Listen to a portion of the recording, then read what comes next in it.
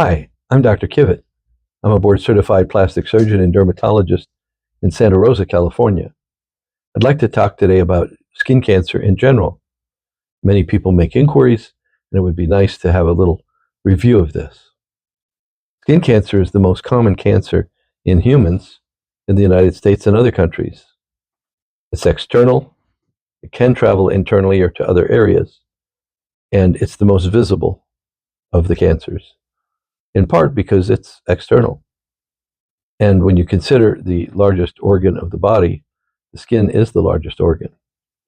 The beauty of having the largest organ of the body exposed is that you can literally be looking at disease processes throughout that organ. It's not like we're talking about some hidden organ like a lung or a pancreas or a kidney. Skin cancer can get on people who are light in color. You can also have it be in people who are dark in skin color as well. Those with light skin, hair, and eyes, fair skin that burns readily, people who have 50 or more moles can have more cancer than others.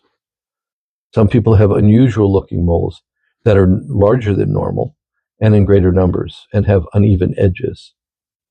People who have a history of blistering sunburns or a history of using indoor tanning beds. Other people get it who have a weak immune system, whether it's weak from a disease like diabetes, or if a person has an organ transplant and therefore has to take drugs to suppress the reaction against the organ that came from another person, or even some medications that have to be taken for other conditions that are even mild. If you have a close blood relative, such as a parent, a child, a sibling, an aunt, or an uncle, of course, that predisposes you towards skin cancer as well. And the most obvious one is if you've had a previous mole cell cancer like melanoma, or any other skin cancer like basal or squamous cell cancer, that also predisposes you to have a problem. People that are a little older have a higher risk of melanoma than those in the general population. People with type 4, 5, and 6 skin, namely dark, darker, and darkest, can get skin cancer as well, although not as readily as lighter skinned people. But the people who have changes in the nails tend to be the darker skinned people, and those can be cancerous.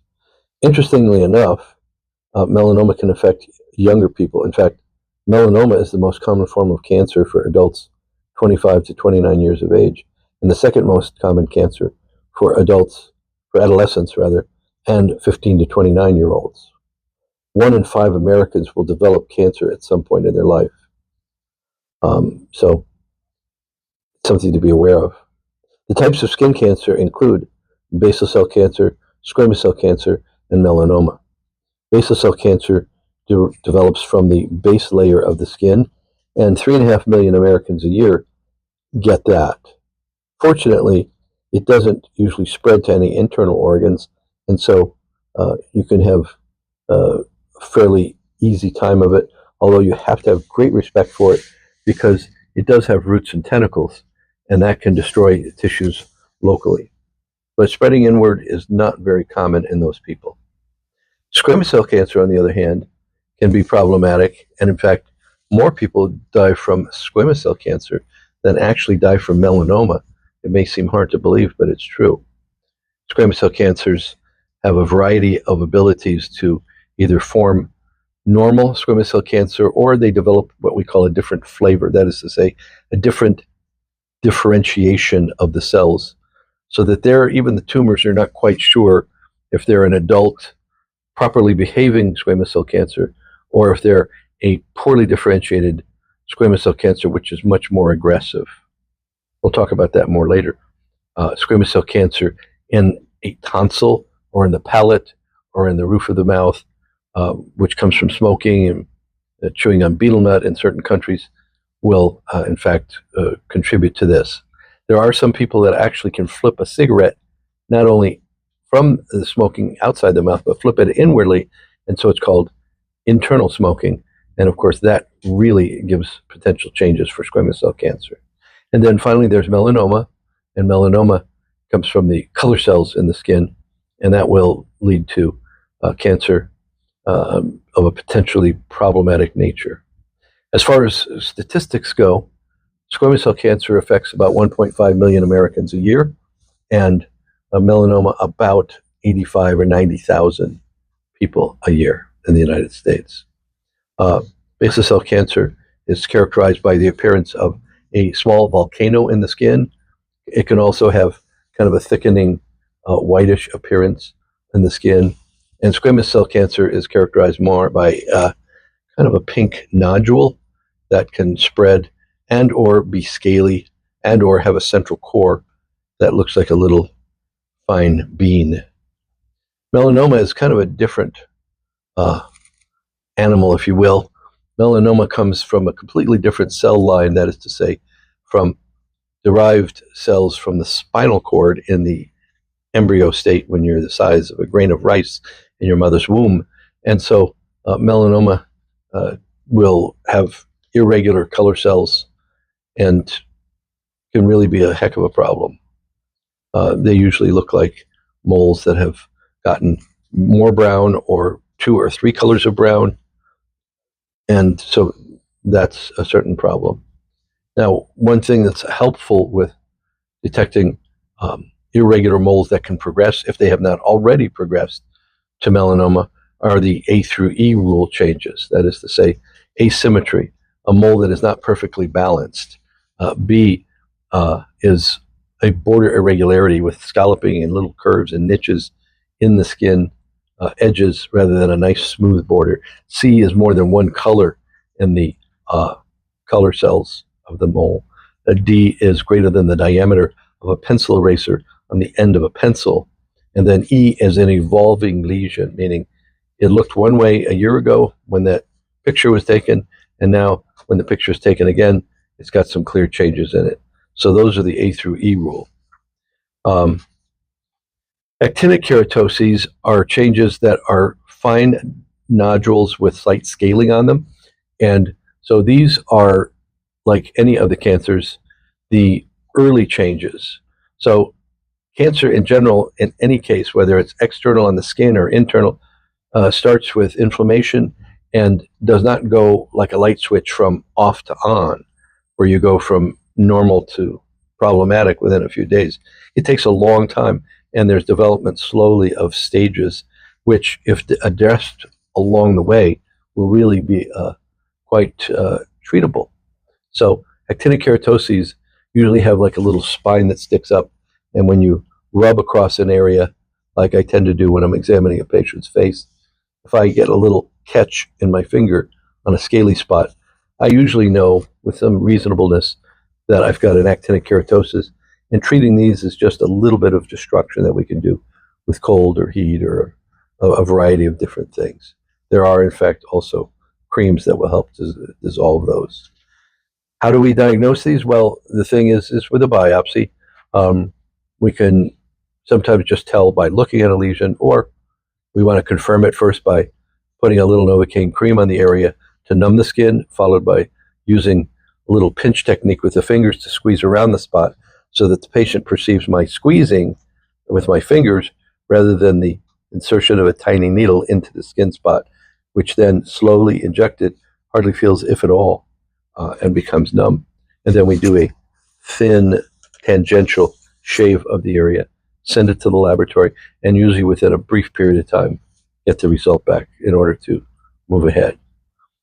Now, if melanoma is involved and it's deep enough, and a squamous cell carcinoma is involved and it's deep enough, then we do a treatment, a diagnostic treatment called obtaining a lymph node removal. So if you have a spot on your hand, the chances of you, if it's deep enough, the chances of you having some of that cancer in a lymph node would be underneath the arm. And so a sentinel node is one which stands at attention. It's the sentinel. It's the one that guards the gate of the military fort. And Don Morton, a really good surgeon down at St. John's Hospital in Santa Monica, down in the mid '80s and early '80s, when I was there at UCLA, up the street, he developed a technique of removing a sentinel lymph node, showing that if the tumor was present in the sentinel lymph node that was sampled, then they would want to go ahead and study the rest of the lymph nodes to see if there was more cancer in those. Now, if there was cancer in the sentinel node, but none of the other lymph nodes, then the removal of that sentinel node was more or less considered curative. And if there were other factors, of course, there would be consideration for other things like immunotherapy with antibodies or even radiation in certain cases. But it's a really helpful way to help diagnose what we call the prognosis determination. In other words, what's going to happen? How do we determine down the road 5 years or 4 years from now what would be done? A company called Castle Biosciences now has developed gene expression processing. In other words, they take a sample of the tissue from the laboratory. They don't have to even see the patient or even necessarily talk to the patient about it. If the doctor wants to have the staging done to see what the prognosis would be for it, then the Castle Biosciences people simply contact the lab with our written permission and process the tissue at no charge to the patient. And then the tissue genes get evaluated for potential for the ability to spread or resistance to spread.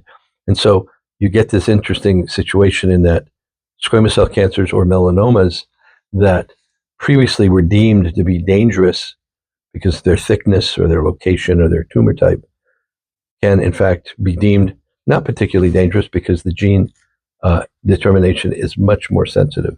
And in like fashion, there is a small percentage of patients who have small amounts of melanoma that are thought to be not a problem, but in fact can become a problem. So that's something to be aware of. Now, in terms of examination, we call it examining your birthday suit. So once a month if you have a problem, or once every 6 months to a year, if you can go ahead and get into your birthday suit and have every single part of your skin surface looked at. The beauty of the skin is that being the largest organ of the body, you're able to examine all of that organ with your eyes as a great start. So go ahead and do look, and if you see something that differs, then you must really act on it. If you're going to examine the areas, make sure not only are you looking at your regular skin, you're also looking at your nails. And when you go to see your doctor, make sure you have no nail polish on, because sometimes, as mentioned before, you can have problems in the nail beds.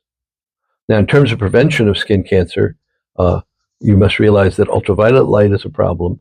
So we're not trying to get you to go live in a cave in Alaska or anything like that. But if you can consider wearing a brim hat over a baseball cap, a brim hat is going to give you a much wider area of protection. Sleeves, even in the summertime, light cotton cloth will actually make you cooler in the summertime by virtue of the fact that sweat, which has no germs, it's just salt water, evaporates and then cools down your skin. And so it's really very helpful in that regard. If you can use sunscreen, that's nice. I particularly favor the spray sunscreens, not because spraying it here puts it on your face, it puts it out there. But if you can spray it on your hand and then selectively apply it to areas of the face, you're going to be more exact with the placement. Sleeves, as I said, keep you cooler and benefit your sun exposure. Choosing to be outdoors from before 10 o'clock in the morning or after 3 or 4 o'clock in the afternoon is a much better way to go also. Be aware that there is reflectance, however, under a hat. So even if you're wearing a hat, please be wearing sunscreen because it does make a difference. And then finally, avoiding tanning beds is a very important thing. And so the tanning beds will give you far more damage of a far stronger variety than you would get with routine sun exposure. So these are things to be aware of. If you liked what we talked about, be sure to tell friends to look over this video. And if you can give a subscription to us, that would be terrific. Thank you.